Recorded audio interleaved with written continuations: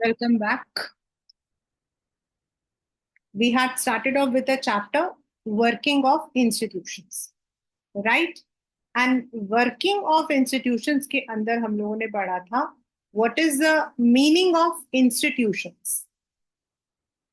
Why the government, अगर आपको French revolution याद हो तो उसके अंदर हम लोगों ने जॉन लॉक, जीन रूशे, इन सब के बारे में पढ़ा था who had said that the government should run on a social contract and जो पावर्स होते हैं वो अलग अलग होने चाहिए। एक इंसान के पास अगर लेजिस्लेशन बनाने का पावर, उसको इम्प्लीमेंट करने का पावर एंड जुडिशरी पावर होगा तो वो उसको मिस यूज करेगा।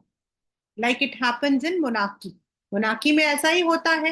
पहले अगर आप पुराने जमाने के मूवीज देखो या फिर अगर आप राजा लोगों के बारे में पढ़ो तो क्या होता था, राजा का दरबार होता था, राजा ही फैसला करता था कौन सही है कौन गलत है। हाँ, उसके जो मिनिस्टर्स होते थे वो एक्सपर्ट्स होते थे तो वो लोग उसको they would be giving their suggestions, but the power was with the king. तो उससे क्या होता था, अगर अच्छा राजा है तो ही वुड बी जस्टिफिएबल, लेकिन अगर वो नहीं है तो ही वुड मिस यूज। और इसीलिए in a democracy the powers are distributed among different organisations, different that is units, and it may be in the vertical और हॉरिजॉन्टल फॉर्म। ये हमने पढ़ा। देन हम लोगों ने पढ़ा कि हमारे यहाँ पर what is the meaning of parliament, functions of parliament, then executives के अंदर the difference between political and permanent executives. अब हम मूव कर रहे हैं when we talk about the executives, तो प्राइम मिनिस्टर हमारा एक बहुत इंपॉर्टेंट ऑर्गन होता है। आपके पेपर के अंदर क्वेश्चन आता है president, president is the head of the state and prime minister is head of the government. मतलब जो गवर्नमेंट फॉर्म होती है आफ्टर द इलेक्शंस उसका जो लीडर होगा वो हमारा प्राइम मिनिस्टर होता है। और आपके पेपर के अंदर the question which comes is write down the major functions of prime minister. मतलब आपके पेपर में जो क्वेश्चन आया हुआ है in class 9 it is more about the functions. Prime minister is the most important political institution, yet there is no direct, हमारे यहाँ पर we don't have the direct election, लेकिन the president appoints the prime minister. The president cannot appoint anyone she likes. She or he appoints the leader of the majority party or coalition that commands a majority in Lok Sabha as prime minister. यानी कि जब आपके elections होते हैं जिस party को सबसे highest vote मिलता है उसका जो लीडर होता है वो प्राइम मिनिस्टर होगा, या फिर अगर कोएलिशन है तो देन जिसको वो लोग अपना लीडर मानना चाहते हैं वो। And one more, if no single party or alliance get a majority, the president appoints a person most likely to secure a majority support. मतलब they can ask, there are two options. मान लो कि elections हुए and no party got clear majority, फिर या तो री election होगा, को इलेक्शन होगा, या प्रेसिडेंट जो है वो अपने स्पेशल पावर्स यूज कर सकता है। तो then the president can use a special powers. The prime minister does not have a fixed tenure, जब तक उनकी पार्टी पावर में है 5 years का वो है। लेकिन अगर बीच में if there is no confidence motion, अगर नो कॉन्फिडेंस मोशन हो गया, उनकी पार्टी को क्विट रिजाइन करना पड़ा, the prime minister also has to resign after the appoint. और ये जो सारे जो हमने पढ़े हैं ना, they are all assertion and reason questions और स्टेटमेंट एनालिसिस में आपके आ सकता है। ठीक है, आपके पेपर के अंदर ऐसे क्वेश्चंस जो है वो स्टेटमेंट एनालिसिस या फिर आपके असर्शन रीजन में आ सकता है, right. After the appointment of prime minister the president appoints other ministers. लेकिन ये जो कैबिनेट होता है ना जिसको चूज करना होता है वो प्राइम मिनिस्टर बताता है कि वो किसको कौन सा पोर्टफोलियो देना चाहता है। The ministers are usually from the party or coalition that has the majority. The prime minister is free to choose as long as they are members of parliament. अगर by chance वो जीत गए but they were not members of parliament, तो उनको within 6 months they have to become the member of parliament. Right? By chance. मतलब मान लो मैं खड़ी हो गई from BJP, I won and I'm not MP, so I have to get elected in the parliament within 6 months. Sometimes a person who is not a member of parliament can also become a minister, but such person has to get elected to one of the houses within 6 months. अब जो council है यानी कि जिसमें ये सारे मतलब कि मिनिस्टर्स होते हैं उनको हम काउंसिल ऑफ मिनिस्टर्स या हम उनको बोलते हैं काउंसिल के group is the official name for the body that includes all the ministers. जिनमें 60 to 80 मिनिस्टर्स होते हैं. स्टार्टिंग में जब होते हैं ना तो 15-16 मिनिस्टर्स होते हैं एंड फिर हमारा कैबिनेट एक्सपैंड होता है यानी कि उनमें मिनिस्टर्स हमारे ऐड होते हैं. ठीक है. There are 3 kinds of main ministers. Cabinet हमारे होते हैं टॉप लेवल, जैसे आपके एक्सटर्नल मिनिस्टर, फाइनेंस मिनिस्टर, जो आपके मेजर मिनिस्ट्रीज होती हैं उसके लिए लिया जाता है. They are usually the top level leaders of the ruling party or parties who are in charge of major ministries. Usually cabinet ministers meet to take decisions in the name of council of ministers. It is the inner ring of council of minister. There are about 25. यानी कि अगर हम देखें तो council of minister आपका पूरा एक group, उसके अंदर आपके कैबिनेट मिनिस्टर्स जो 25 होंगे, मतलब उसके अंदर 25, फिर आपके होंगे मिनिस्टर ऑफ स्टेट्स और इन कैबिनेट मिनिस्टर्स को असिस्ट करते हुए कुछ मिनिस्टर्स होंगे जिनको हम मिनिस्टर्स ऑफ स्टेट बोलते हैं. तो ये सब मिलकर 80 लोग होते हैं around. Minister of state with independent charge are smaller minister like power, textiles. They participate in the cabinet meeting only when specially invited. अगर उनके मिनिस्ट्री से रिलेटेड हो तो उन्हें बुलाया जाता है, otherwise they independently work. Minister of states are attached and required to assist cabinet ministers. और जो लोग कैबिनेट मिनिस्टर्स को हेल्प करते हैं वो आपके मिनिस्टर्स ऑफ स्टेट होते हैं. Since it is not practical for all the ministers to meet regularly and discuss everything, the decisions are taken in cabinet meeting. मतलब meetings होती है इनकी. That is why parliamentary democracy is also called as cabinet form of government. इसको cabinet क्यों बोलते हैं? क्योंकि इनकी meeting specifically तब बुलाई जाती है. हमेशा regularly तो ये आते नहीं है. जब कोई मीटिंग होती है हाई लेवल, कुछ मीटिंग होता है, लाइक देयर इज सम, अभी जैसे इजराइल एंड ईरान के बीच में वॉर चल रहा है, what should be India's role, India को कैसे तैयारी रहनी चाहिए. तो if they want to discuss about that external minister को या उनको करना है तो they would chair up the meeting, they would call up the मतलब कि may be the prime minister calls up the meeting and उसके बाद they may meet. The cabinet works as a team.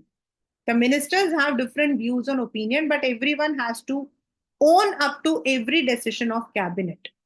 No minister can openly criticize any decision of the government, even it is about another ministry or department. अपने views रखने में और उसे गलत तरीके से रखने में there is a difference. ये राइट साइड आप देख रहे हो, there is a photo made. The cartoon depicts a cabinet meeting chaired by Indira Gandhi. It was a peak of her popularity. ऐसे ही होता है. मतलब यहां पर उसकी कुर्सी को थोड़ा ऊपर इसलिए दिखाया है कि उनका जो पावर है वो ज्यादा है. That is why it has been shown like that. ठीक है. मतलब I have also interpreted the cartoon. Every ministry has secretaries who are civil servants. Minister जो पहले हमने पढ़ा था पॉलिटिकल एंड उसको पढ़ा था हमने, तो हमने क्या पढ़ा था कि जो पॉलिटिकल एग्जीक्यूटिव्स होते हैं वो हमारे वो है जो कि थ्रू द इलेक्शंस आते हैं, एंड परमानेंट हमारे होते हैं those who are the secretaries, the people who are selected through the exams. तो ये जो लोग होते हैं ये आपके जो है एक्सपर्ट्स होते हैं उन फील्ड में, and they are the one who assist the ministers. ये लोग जो है मिनिस्टर्स को असिस्ट करते हैं। The secretaries provide the necessary background information to the minister. Now the minister might be a person जो अभी तक जिसने जो है जिसको कुछ पता ही नहीं था, he may be new to the area, तो जो उनके नीचे सेक्रेटरीज होते हैं वो उनको हेल्प करते हैं। The cabinet as a team is assisted by the cabinet secretariat. ये जो कैबिनेट सेक्रेटेरिएट है ये वही है, the group of people who are secretaries, the group of people who are from the permanent executives, who are from the permanent executives। जो permanent executives होते हैं उनकी group cabinet secretary. It may include senior civil servants who try to coordinate the working of different ministries। the one who are experts they assist, right? Now यही मैंने आपको बताया था the question which comes in the exam कि what are the powers of prime minister. Prime minister हमारे यहाँ कौन है? द पर्सन हु विंस, मतलब the political party which wins the majority and forms the government. वो individual party भी हो सकती है और वो एक अलायंस भी हो सकता है, कोएलिशन भी हो सकता है, यानी कि 2 या 3 लोग मिलकर भी हो सकता है। Now what does the prime minister do? जितने काम है वो हमारे prime minister is the main decision maker. Prime minister he decide करते हैं। इट इज नॉट दैट कि वो अकेले डिसाइड करते हैं, he may take the help, means it is ultimately his decision कि किस इंसान को कौन सी मिनिस्ट्री देनी चाहिए। अगर उनको लगता है कि एक मिनिस्टर जो है वो अच्छा काम नहीं कर रहा है या he is better in some other ministry, he may reshuffle. He is the one who chairs all the meetings। जब मीटिंग्स होती हैं तो वही मेन पर्सन होते हैं। The constitution does not say very much about the powers of prime minister or ministers or their relationship with each other, but as the head of the government, the prime minister has wide range of powers। He chairs cabinet meeting। आपके ये 5 marker question है बच्चा। He coordinates the work of different departments। His decisions are final in case disagreement arises। He exercises general supervision of different ministries। सारे ministries की रख रखाव देखना। All the ministers work under his leadership। The prime minister distributes and redistributes the work to the minister। He also has the power to dismiss the ministers, but if the prime minister quit, the entire ministry has to quit। आपका Lok Sabha dissolve हो जाता है। Thus, if the cabinet is the most powerful institution within the cabinet, it is the prime minister who is the most powerful। The powers of prime minister in all parliamentary democracies of the world have increased so much in the recent decades that parliamentary democracies are sometimes seen as prime ministerial form of government। मतलब normally हम prime minister form नहीं बोलते हैं, लेकिन पिछले कुछ सालों में जो प्राइम मिनिस्टर्स ने all over the world decisions लिए हैं, अब ऐसा लगता है कि we should say a presidential form and a prime minister form. तो प्रेसिडेंशियल फॉर्म होता है जहां द प्रेसिडेंट इज इलेक्टेड, जैसे अभी यूएस में हो रहा है, and parliamentary is the one जिसको हम प्राइम मिनिस्टरियल भी बोल सकते हैं। The prime minister controls the cabinet and parliament through the party। The media also contributes to this trend by making politics and elections as a competition between top leaders of party। In India too, we have seen such a tendency towards concentration of powers in the hands of prime minister।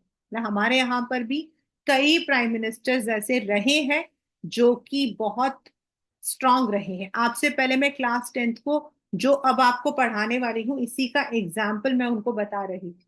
I had told them the same example that when India got its freedom in 1947, at that time India के पास party system नहीं था। We did not have any party system, but जितने भी लोग उस वक्त में इलेक्शंस में खड़े होते थे, मोस्ट ऑफ देम जो थे they all belong to Indian National Congress, लेकिन उससे ज्यादा जो कॉमन लोग थे वो उसको पहचानते थे with the name of Jawaharlal Nehru, who was said to be having a charismatic effect. 1963, after the death of Pandit Jawaharlal Nehru, there was a big question कि अब इंडिया में डेमोक्रेसी खत्म हो जाएगी, there will be no democracy now because the leader is dead. मतलब आप सोच सकते हो कि कितने इन्फ्लुएंशियल होंगे कि उनकी डेथ के साथ ये बात फैलने लगी कि भाई अब इंडिया डेमोक्रेटिक नहीं रहेगी। Then for a brief period Lal Bahadur Shastri was a prime minister, but again उनका भी अनटाइमली उनकी डेथ हो गई। Then again the question came now who, और उस वक्त 65 में 65-66 में India was facing the problem of India Pakistan war. उसी के रिगार्डिंग ताशकंद गए थे लाल बहादुर शास्त्री जी। एंड दूसरा, उस वक्त में इंडिया के अंदर इकोनॉमिक प्रॉब्लम्स भी थी। And then the people decided to make Indira Gandhi, daughter of Jawaharlal Nehru, as the prime minister. She again was a very powerful, very influential woman who ruled India for more than 15 to 18 years. And unke not in support of any political party, class 9 पहले ही बता दिया है, but yes, during her period very strong decisions were taken. फिर तो इसका मतलब क्या होता है कि हमारे यहाँ जो प्राइम मिनिस्टर्स हैं, they had they had lots of power, like Pandit Jawaharlal Nehru, Lal Bahadur Shastri ji, Indira Gandhi ji, Atal Bihari Vajpayee ji, they all have been the key person जिसके साथ हम पॉलिटिक्स को, हम शायद किसी पॉलिटिकल पार्टी से ज्यादा उस पॉलिटिकल लीडर को अपने आप से जोड़ते हैं। Jawaharlal Nehru, the first Prime Minister of India, exercised enormous authority because he had great influence on the public. Indira Gandhi was also very powerful compared to her colleagues in the cabinet. Of course, the extent of power wielded by a Prime Minister also depends on the personality of that, as I have already explained, Ivala. However, in the recent years, the rise of coalition has imposed certain constraints, क्योंकि अब हमारे जो prime minister हैं, कई बार he और she can not take the decisions as they want. Coalition में problem क्या आती है? What is the problem in coalition? मान लो दो जने जो हैं किसी और बिल्डिंग के हैं, ठीक है, मैं हूं, दो जने और हैं। Now I want to take some decision, but others will not allow me. वो कहेंगे कि नहीं भाई, आप ये डिसीजन नहीं ले सकते हो। तो जो आपकी प्रॉब्लम आई थी डायरेक्टरी में, फ्रेंच रेवोल्यूशन में, the same problem comes in coalition. The prime minister of a coalition government can not take decisions as he like. Why? आपका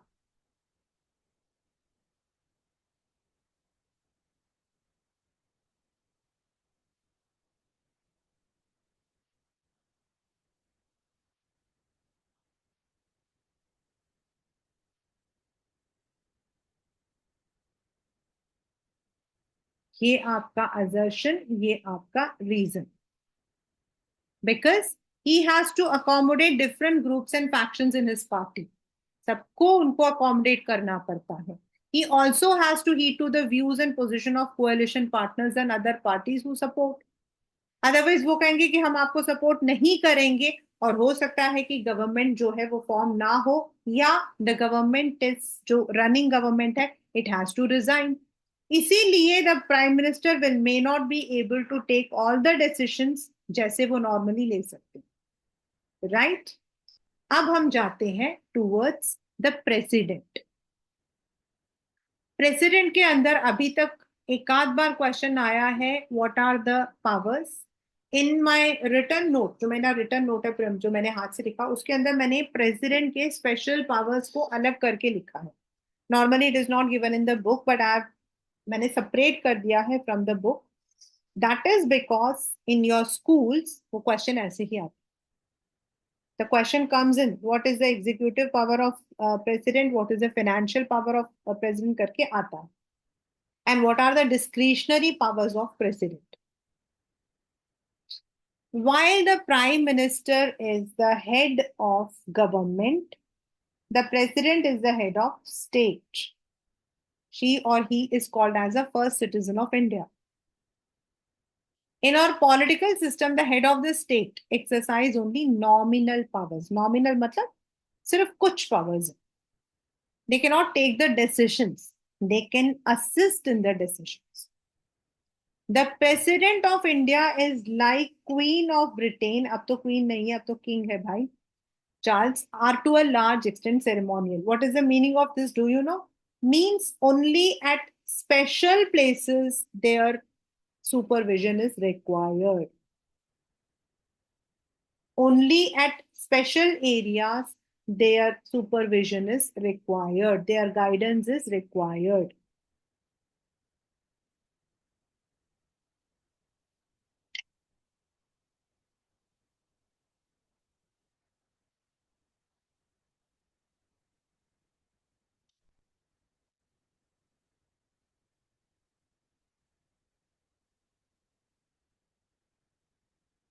The president supervises the overall functioning of all the political institutions so that they operate in harmony to achieve the objectives of state.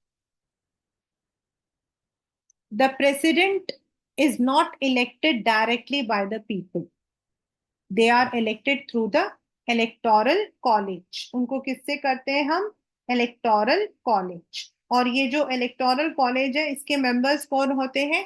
जितने भी हमारे MPs हैं, members of parliament and all the MLAs, वो होते हैं जो कि designated day पर president का, जब जैसे अभी हमारी president है मुर्मू, जब उनका टेन्योर खत्म होने वाला होगा उससे पहले तैयारियां शुरू हो जाती हैं. द पार्टीज जो है they can nominate their candidates, लेकिन अगर वो ऑलरेडी किसी कोई मिनिस्टर है तो उनको अपना मिनिस्टर पोजीशन छोड़ना पड़ता है to stand for the presidential election. And दूसरा, they can also nominate someone outsider. Then on the designated day the election goes. और इनका जो इलेक्शन होता है ना, दैट इज समथिंग डिफरेंट. हमारा जो इलेक्शन होता है ना जो यूनियन का, वो अलग होता है. हमारा होता है first post the past, majority.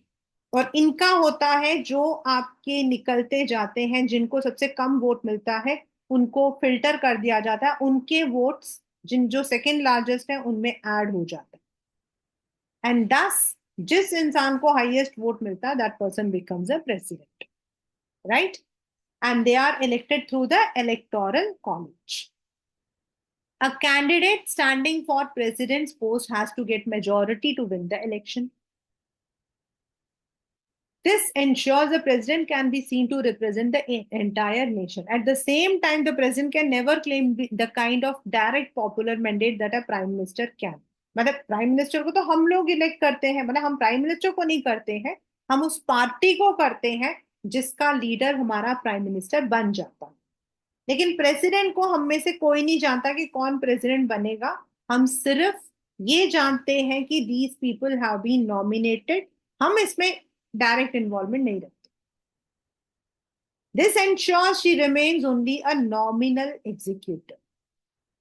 The same is true for the powers. If you casually read the constitution, you could think that there is nothing she cannot do. All government activities takes place in the name of president. मतलब अगर आप constitution को general में पढ़ोगे तो आपको लगेगा भाई कितने पावर्स हैं इसके पास. But they are only taken because जो हमारा गवर्नमेंट होता है वो चेंज होता रहता है. आज ये प्राइम मिनिस्टर है वो कर, तो हम प्रेसिडेंट, प्रेसिडेंट का कोई नाम नहीं है. प्रेसिडेंट इज नॉट दर्श बिशन रमा और काशवी. President is only president. So we take all the major policy decisions in the name. जब इश्यू होता है तो it is by the order of president लिखा जाता है. All major appointments are made in the name of president. These includes the appointment of chief justice, जजेस, supreme court, high court, election commissioner, ambassadors, लेकिन ये वो अपने आप ही नहीं कर सकते हैं. This is done with recommendation of the prime minister. Like supreme court का चीफ जस्टिस कैसे सेलेक्ट होता है? जब चीफ जस्टिस रिटायर होने वाला होता है तो उनसे बाद में जो सबसे सुपीरियर, मतलब कि सबसे हाईएस्ट पोस्ट पर है, उनको कंसिडर किया जाता है. उससे पहले प्राइम मिनिस्टर, कैबिनेट मिनिस्टर्स को भी बुलाया जाता है और उन सबके रिकमेंडेशन के बाद ही प्रेसिडेंट करती है. The president can not take the decisions on her own. All international treaties and agreements are made in the name of president. The president is the supreme commander of the defense force of India. मतलब they are, they oversee, वो oversee करते हैं all the work. But we should remember the president exercises these powers only on the advice of council of ministers. The president can ask the council of ministers to reconsider its advice, but if the same advice is given, she is bound to act. Similarly, a bill passed by parliament becomes a law only after the president gives assent.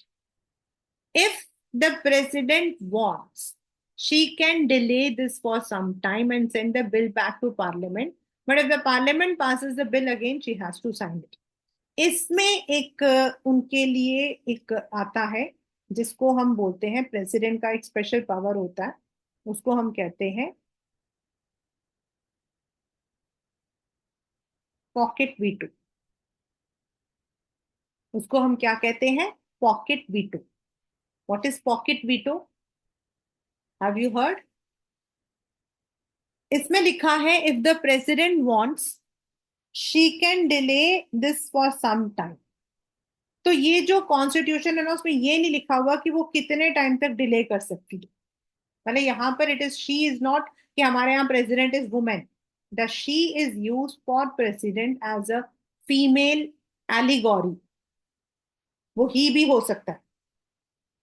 ये नहीं लिखा है कि वो अपने पास में कितने time तक उस बिल को रख सकते हैं. Like Rajya Sabha can keep for 14 days.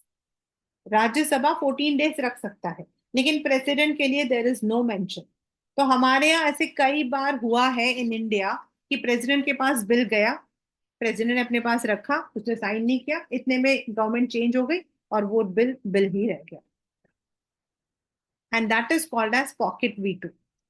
Means veto कौन क्या होता है आपको पता है? Have you ever heard of veto? Veto power, a power which says no. हमारे यूएन के अंदर वी हैव 5 मेजर कंट्रीज जिनके पास वीटो पावर है, और अगर वो किसी डिसीजन के लिए नो बोल देंगे तो वो डिसीजन नहीं लिया जाता. तो pocket veto is a small veto power in president, जो प्रेसिडेंट को ये पावर देता है कि वो कितने दिन भी बिल को रख सकते. So you may wonder what does the parliament president really do? वो अपने आप कुछ नहीं कर सकती है. There is one very important thing she should do on her own: appoint the prime minister. When a party or coalition secures a clear majority, the president has to appoint the leader or the majority ka leader that enjoys the majority support. When no party gets a majority in the Lok Sabha, किसी party को नहीं मिला है, री election नहीं करना चाहते, coalition में नहीं आना चाहते हैं, then the president can exercise her discretion. इसको हम कौन सा पावर बोलेंगे? Discretionary power. इसको हम क्या बोलेंगे?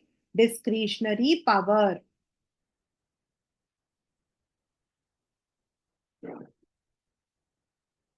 यानी ये उसकी अपने पावर है कि वो किसको लीडर बनाना चाहती है. मतलब मान लो एक पार्टी को 200 वोट्स मिले हैं, दूसरे को 160 मिले हैं, लेकिन उनको लगता है जो 160 वाला है वो बेटर रहेगा. It is her decision. तो this she can do herself. In such a case, the president can ask the newly appointed prime minister to prove majority support in the Lok Sabha within specified time. So this power is there. Thirdly, there is one more power, और वो ये है कि जब कोई भी हमारे यहाँ लॉ होता है सुप्रीम कोर्ट में, एनी किसी को कोई पनिशमेंट मिलती है, specifically the punishment of death, that can be stalled only by the president. Like किसी को फांसी की सजा मिल गई, तो सुप्रीम कोर्ट ने भी मना कर दिया, उस वक्त में it is only the president who can stop that. उनके पास ये स्पेशल पावर होता है। तो उनके पास कौन कौन से पावर हो गए? पॉकेट वीटो हो गया, डिस्क्रिशनरी पावर हो गया उनके पास में, also the special power to stall any decision, right? तो that is the powers of president. अब हमारा आता है, अभी तक हम लोगों ने पढ़ा द लेजिस्लेचर, द एग्जीक्यूटिव्स। अब हम पढ़ रहे हैं द जुडिशरी। हमारे इस पर्टिकुलर सेक्शन से अभी तक पेपर के अंदर एक क्वेश्चन आया है कि why the judiciary of India is called as independent. Let us return one final time to the story of office memo. आपको याद होगा, जब ऑफिस मेमो इश्यू हुआ था तो देयर वाज अ प्रोटेस्ट, और प्रोटेस्ट के अंदर it was union versus Indira Sahani, and Supreme Court gave the verdict that the decision is right, लेकिन इसमें जो क्रीमी लेयर्स हैं, यानी कि जो लोग रिच हैं, दे शुड बी रिमूव्ड। तो if there was nothing like a Supreme Court in the country, just imagine, even if there was a Supreme Court and had no power to judge, what will happen? If it had the power, if no one trusted the Supreme Court, even if it gave a fair judgment, but the government order did not accept, तब क्या होगा? इसका मतलब ये है कि independent जजेस होना बहुत जरूरी है, क्योंकि अगर judiciary is part of government तो क्या होगा? The judiciary can be miss used, it can be miss used. As I said, in monarchy, what happened? अगर किंग अच्छा था तो he would be giving the right judgment. Like हमारे यहाँ पर आप लोगों ने विक्रमादित्य की कहानी सुनी है? Any one of you?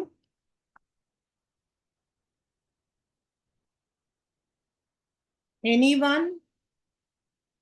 Yes, no?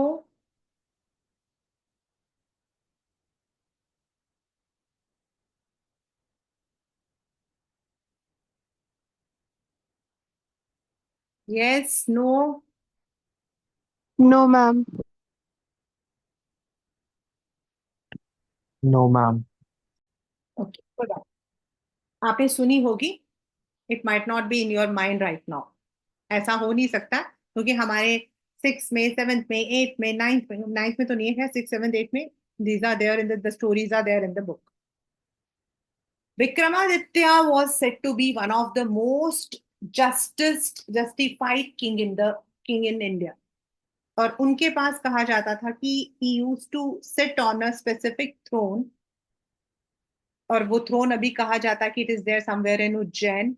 और जब वो उस पर बैठते थे तो he would be able to जज exactly what is right and wrong. मतलब there are so many stories about Vikramaditya, and it is said that he was the one who had the most influential power in judiciary. और दूसरा आप लोगों ने जरूर देखा होगा, विक्रम एंड बेताल, या कहानी तो पढ़ी होगी विक्रम एंड बेताल, जिसमें बेताल विक्रम जी के कंधे पे बैठा रहता है। देयर ऑल्सो द एंड में बेताल उससे क्वेश्चन पूछता है and Vikram is able to answer it. तो वो जो मैं कहानियां सुना रही हूं ना, this is because it is said that at those times when monarchy was there, the judge used to the king used to have the power to judge. The king may take the decisions independently, अपने आप ही ले सकता था, या it may be with the ministers, like it is said Akbar जो थे, he had the ministers जो उनको असिस्ट करते थे in getting the justice. But अब मॉडर्न डेमोक्रेसी में ये पॉसिबल नहीं होता है। अगर हम जुडिशरी को गवर्नमेंट का पार्ट बना देते, like it happened in Pakistan. Pakistan के अंदर परवेज मुशर्रफ ने क्या किया था, बिकॉज वहां इंडिपेंडेंट जुडिशरी नहीं है, तो उन्होंने जो है जुडिशरी को अपने हिसाब से उसको तोड़ दिया था। He had change the referendum, he had nominated himself as a chief executive officer, उन्होंने खुद को ही चेंज कर दिया था। तो there can be misuse of power. तो इंडिपेंडेंट जस्टिस होने की वजह से बड़े सारे फायदे ये होते हैं कि the justice is done unbiased, the justice is done on the basis of appeal, not on the basis of any power. That is why an independent, powerful just judiciary is considered essential for democracy. All the courts at different levels in a country put together is called as judiciary. हमारे यहाँ judiciary कौन कौन सा है? High court, supreme court, district courts and all other हमारे जो courts हैं उन सबको मिलाकर हमारा जुडिशरी बनता, मतलब जुडिशरी एक वर्ड है। और जुडिशरी के अंदर आपके जो है high court, district court, other courts आपके लोकल लेवल पे सभी मिलके बनते हैं। But supreme court is the apex court. Its decisions are binding on all other courts of the country. अब आपने, मेरे को अच्छे से पता है 8th क्लास में एक क्वेश्चन था, क्योंकि मैंने खुद ये चैप्टर पढ़ाया 8th को, मैंने खुद 8th को ये चैप्टर पढ़ाया है। देर इज अ स्पेशल, मतलब कि वो कि कौन कौन से केसेस कौन से कोर्ट में जाते हैं। तो उसके अंदर अगर आप देखोगे तो देर आर कुछ आपके केसेस होंगे which may be going only to the district, but when it is somewhere state और सेंट्रल के बीच में प्रॉब्लम है, तो it may go to the high court और it may go to the supreme court. तो हमारे यहाँ जो कोर्ट्स हैं उनमें बिटवीन द सिटीजन्स, लाइक आपके क्रिमिनल जो केसेस होती हैं, आपके फैमिली कोर्ट्स होते हैं आपके, उससे related there might be a dispute between the citizens and government. Citizens ने जुडिशियल PIL डाल रखा है उसके खिलाफ। There might be two state governments involved, like हमारा जो interstate water dispute चल रहा है among महाराष्ट्र, कर्नाटका, तमिलनाडु, वो भी आपके कोर्ट में जाता है। या फिर central government and state governments के बीच में कोई झगड़ा चल रहा है, वो भी आपका कोर्ट में जा सकता है। Supreme court is the highest court of appeal in civil and criminal cases. It can hear appeals against the decisions of high court. अगर हाई कोर्ट में आपको जस्टिस नहीं मिला है तो you can appeal in high court. There is one आपका original appeal और दूसरा होता है जो आपके लोअर कोर्ट से ऊपर आता, right. Independence means it is not under the control of legislature और एग्जीक्यूटिव। कोई उनको जो जजेस हैं उनको कोई डिक्टेट नहीं कर सकता। The judges do not act on the direction of government or according to the wishes of party in power. That is why all the modern democracies have courts that are independent of legislature and executive. Again, this can be an assertion and reason question. India has achieved this. The judges of Supreme Court, High Courts are appointed by the President on the advice of Prime Minister in consultation with the Chief Justice of Supreme Court. मतलब जब आपके chief justice retire होते हैं तो उनके बाद किसको लेकर आना, normally it is on the basis of seniority. In practice now it means senior जजेस of supreme court select the new judges and high courts. There is very little scope that there is an interference by political executive. मतलब वो सिर्फ सुनते हैं, they cannot more exercise. The senior most judge of Supreme Court is usually appointed as the Chief Justice. Once a person is appointed as a judge of Supreme Court or High Court, it is nearly impossible to remove. ये वाला जो question है, this can come in a 2-marker question, and this is an important question from this concept. How can the judge of Supreme Court or High Court be removed? A judge can be removed only by impeachment motion passed separately by 2/3 of members in separately in the two houses. मान लो अभी जो एक court है, and impeachment क्या होता है, मतलब कोई सीरियस क्रिमिनल केस उनके खिलाफ चार्ज हुआ है, उस वक्त में इस मुद्दे को पार्लियामेंट में लिया जाता है. The motion of impeachment is announced and then it should get the support. अगर मतलब आपके उसमें लोकसभा में 543 है, राज्यसभा में 250 है, तो उसके 2/3 मेंबर्स को उस इम्पीचमेंट को सपोर्ट करेंगे, तभी हम उस कोर्ट के जज को हटा सकते हैं. और अभी तक इंडिया में ऐसा कभी नहीं हुआ. It has never happened in the history of Indian democracy. हाँ, it was put, I think for the Punjab के लिए हुआ था ये, लेकिन नहीं हुआ.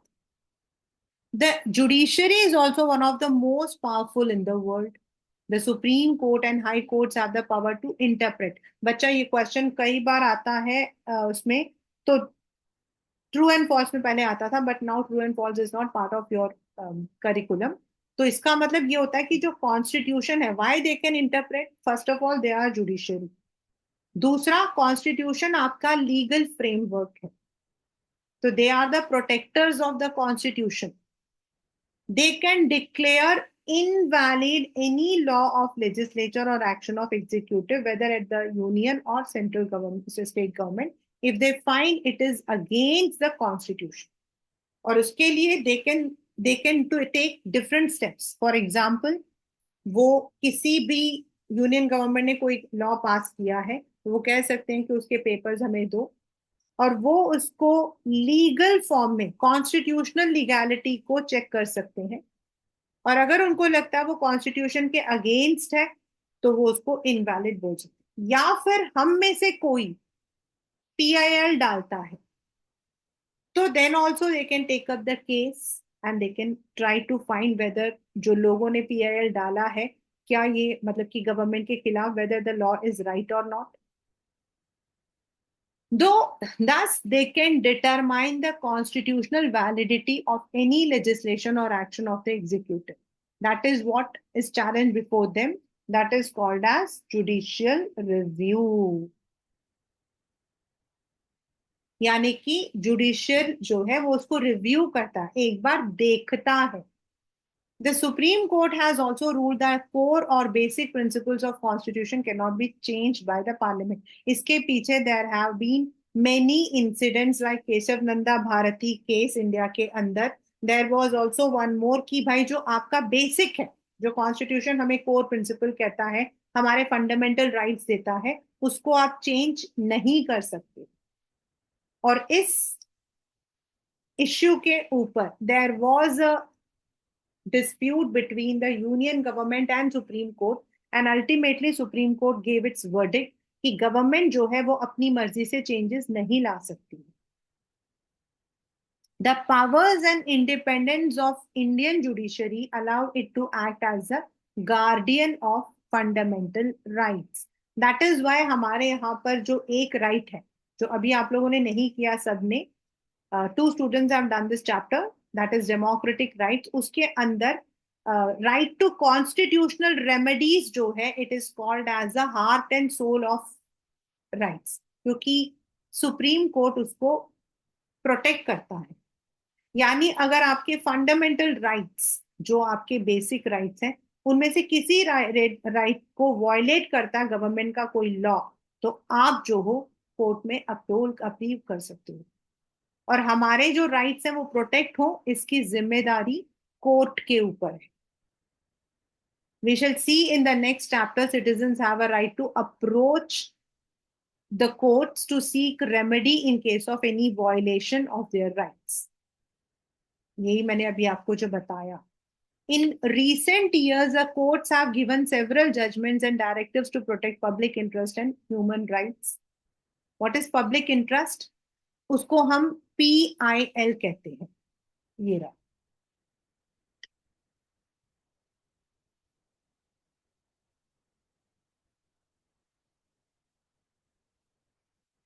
PIL मतलब when पब्लिक के इंटरेस्ट को, मतलब not of one person. It may be hampering the rights of many persons together. अगर सिटीजन्स को लगता है कि जो गवर्नमेंट का जो फैसला है that is against the welfare of the common public, then we can put PIL, and PIL can be done for many things. The courts intervene to prevent the misuse of government power to make decisions. They check malpractices on the part of public officials. That is why the judiciary enjoys a high level of confidence among the people. हाँ, एक छोटी सी चीज हमारे यहाँ पर हम हमेशा बोलते हैं, और वो ये है कि in Indian judiciary in Indian judiciary, the decisions are quite late, but justice delayed is justice denied. लेकिन on the other hand अगर हम देखें तो हमारे पास जितने कोर्ट्स है ना, जितने केसेस हैं, उतने हमारे पास जजेस या उतने हमारे पास एडवोकेट्स अभी नहीं. Moreover, every case in India has to be taken through a proper channel. It is not one-sided. And अभी जो फिलहाल के लिए हमारा जुडिशरी है, it is more active also because it also goes with the clippings which are there in the news paper और anything in the, वो उसको भी लेता है and it tries to find out. तो अभी तो हमारा जो judiciary it is quite active and it is enjoying a high level of support because it is very unbiased. Right, आपको इस चैप्टर से हमारे current prime minister, current president, which I have already done, vice president, who is also the supervision for Rajya Sabha, then आपके chief justice, इन सबके नाम याद रखने. They can be there: prime minister, president, vice president, the chief judge of chief justice of India. इन सबका नाम आपको याद रखना. Right? So this is the chapter working of institutions. In an overall, if we say institution, यहाँ पर it has been divided the power into horizontal, executive, legislatures and judiciary. Legislatures जो law बनाते हैं, जो debate करते हैं parliament के अंदर, those who form the law, change the law, amend the laws. And executives आपके होते हैं कुछ जो आपके पॉलिटिकल हैं, दोज हु आर इलेक्टेड, जो उन डिसीजंस को इंप्लीमेंट करते हैं. And then there are permanent, like office order जिसने साइन किया था, the people who are in secretary level, or you can say civil servants. Then we come to judiciary, which is an independent. और judiciary हमारे यहाँ पर कौन है? Judiciary is the overall district courts, other courts, high court, ये सब मिलकर हमारा बन जाता है judiciary. Supreme court is the apex court for our country. It is the one which supervisor. और ये वाला क्वेश्चन आपके जो है, again it has been there in the 5 marker question, कि सुप्रीम कोर्ट का क्या रोल रहा है. बाकी PIL, जुडिशरी रिव्यू, ये सारा आपका जो है, they have come in the 1 marker question. How a judge can be removed, ये वाला क्वेश्चन आपका 2 marker में आ सकता है from this particular section. Most of the time supreme court के पावर्स ही आए, मतलब what are its function, यही आए. एक आध बार आया why Indian judiciary is called as independent, because it doesn't come under any political party or legislature. That is why it is called as independent. So that is the chapter working of institutions. If you see, there is one thing given, the presidential system. Already आपको मैं बता चुकी हूँ कि in US the president is directly elected by the people. He personally chooses and appoints all the ministers. The law making is still done by the legislature called the Congress, but the president can veto any law. मतलब उसका काम क्या होता है? वो law को oversee करता है. एंड अगर उसको लगता है वो लॉ गलत है, वीटो मतलब ही कैन स्टॉल, वो मना कर सकता है. Most importantly, the president does not need the support of majority in the Congress. Neither he is answerable.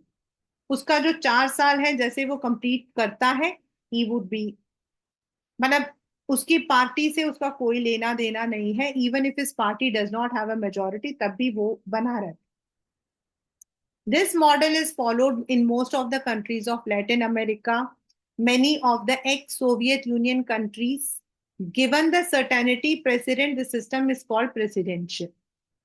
लेकिन हमारा है ब्रिटिश मॉडल पे, जिसको हम पार्लियामेंट्री कहते हैं, जहां पार्लियामेंट में सारे डिबेट होते हैं, प्राइम मिनिस्टर इज मतलब ओवरसी करता है वो. वहां president is having more powers. हमारे यहाँ the Lok Sabha is having more powers. So this is the difference between a presidential and a parliamentary type of government.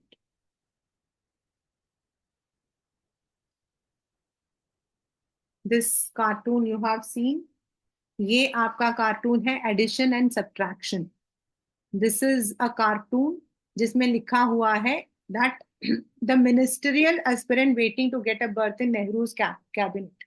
मतलब किसको मिलेगा, everyone is eager to know कि कौन मिनिस्टर बनेगा या नहीं बनेगा. This is about that.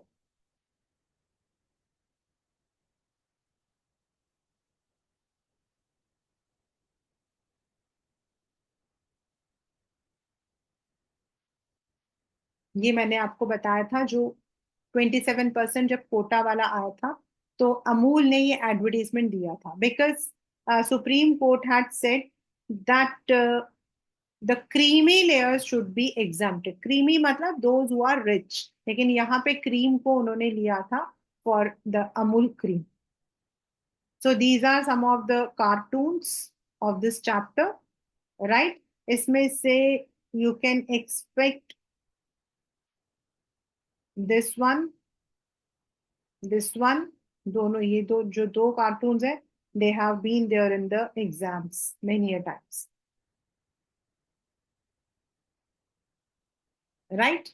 So this is the chapter, the working of institutions.